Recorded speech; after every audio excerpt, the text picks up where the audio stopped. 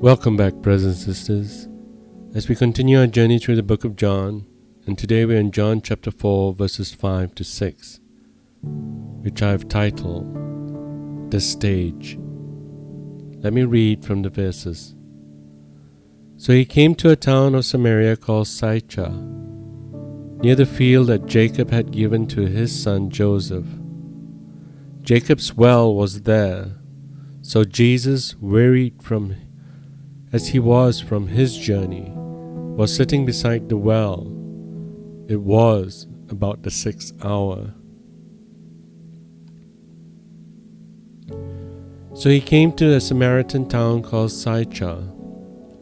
Having entered the province of Samaria, Jesus reached the fork of an old Roman road just south of Sychar, at the site of present-day Ascah, with Joseph's tomb nearby.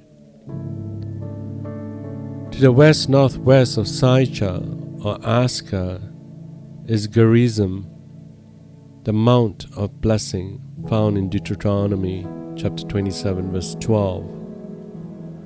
Behind Ascah, and to the northeast of Gerizim, rises the more elevated Ebal, the Mount of the Curse, found in Deuteronomy chapter 27, verse 13. Today, a modern city of considerable size is situated at the foot and on the slopes of Mount Gerizim. It is called Nablus, which is an Arabic corruption of Neapolis. On the southern slope of Gerizim, one finds the synagogue of the Samaritans that contain the scrolls of the Samaritan Pentateuch, to which the owners ascribe a fantastic antiquity. The biblical city of Shechem was located not far from the present Nablus. On Shechem, which can be found in Genesis chapter 12, verse 34, chapter 37, verse 12 and 13. Joshua chapter 21, verse 21 and 24. Judges chapter 9. 1 Kings chapter 12, verse 25. And Jeremiah chapter 41, verse 5. Jesus stopped at a spot about 1/2 mile southwest of Sychar, near to the parcel of ground which Jacob had given to his son Joseph. According to Genesis chapter 33, verse 19, Jacob, on his return for Paddan Aram, had bought a field from the children of Hamor for 100 pieces of silver. The ground purchase was probably a rather extensive tract, much larger than the burial lot which contains Joseph's tomb. It probably included the place where the well was dug, which was therefore near the burial lot of Joseph. However, it would seem that the Amorites failed to honor their business transaction, and that they acted as if the land had never been sold to Jacob.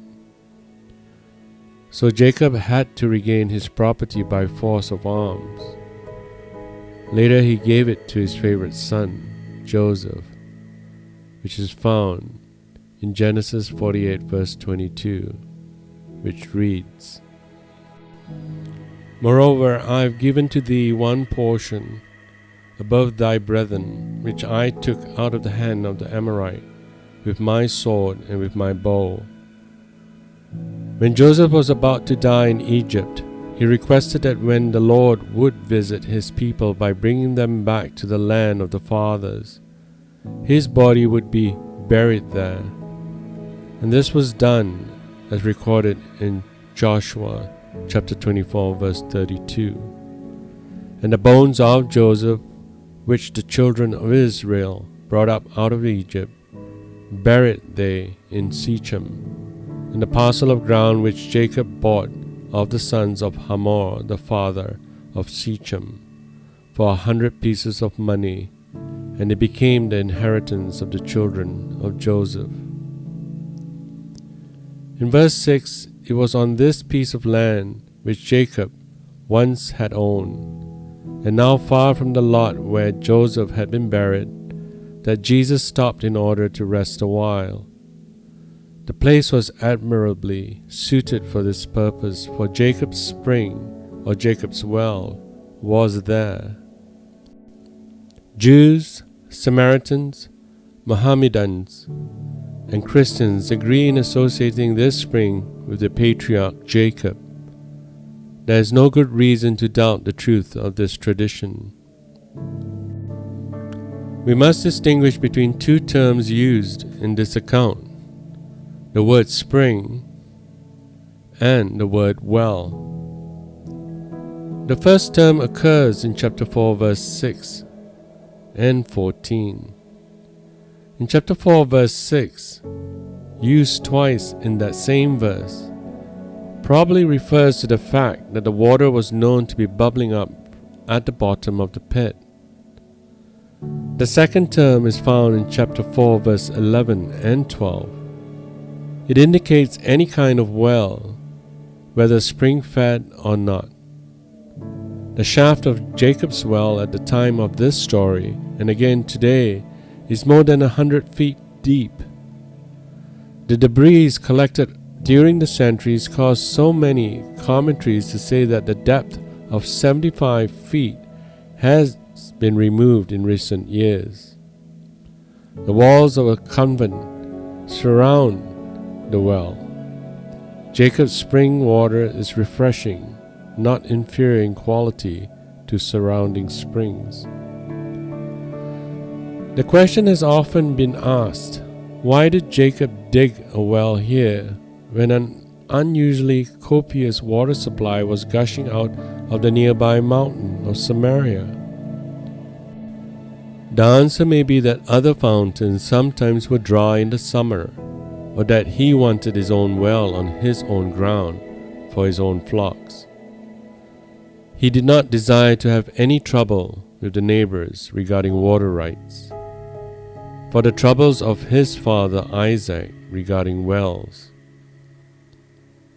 So Jesus, travel-weary, fatigued as a result of a long journey, was sitting by the spring, just as he was, that is tired, dusty, and thirsty. The fourth gospel stresses not only the divine, but also the human nature of Jesus. The Greek preposition, which we have translated to the word by, has a primary meaning, which means upon. Therefore, the phrase in which it occurs can be rendered upon the spring. However, since this preposition, used here with the locative, can also have the secondary meaning by or at, which is simpler, and it is probably better to give that meaning here. Next, in the verse, it was about the 6th hour. Here in chapter 4 verse 6, the Roman civil day computation, so that it be either 6 a.m. or 6 p.m. when Jesus arrived at the spring, can lay claim to many arguments in its favor. However, we must immediately modify this statement, for 6 a.m. is obviously out of the question given the entire context. We are not saying that it is entirely impossible that Jewish time reckoning is followed here, so that it was noon when our Lord arrived at the well. Here in these two verses, we see the attempt of the author John to lay the groundwork of the geographical and historical context of the next few verses to follow. It's an attribute that the author has made throughout the Gospel of John that allows us to place ourselves within the context of the story. We are able to experience, see, and feel what was happening during that period. John places as the third witness, watching and listening and experiencing the grace and love of our Lord Jesus Christ in the verses to follow. Please continue to join us in this series as we dive deep into the Samarian encounter. Here we see the glory of our Lord Jesus Christ display His gift and offer for our salvation. Thank you, and God bless.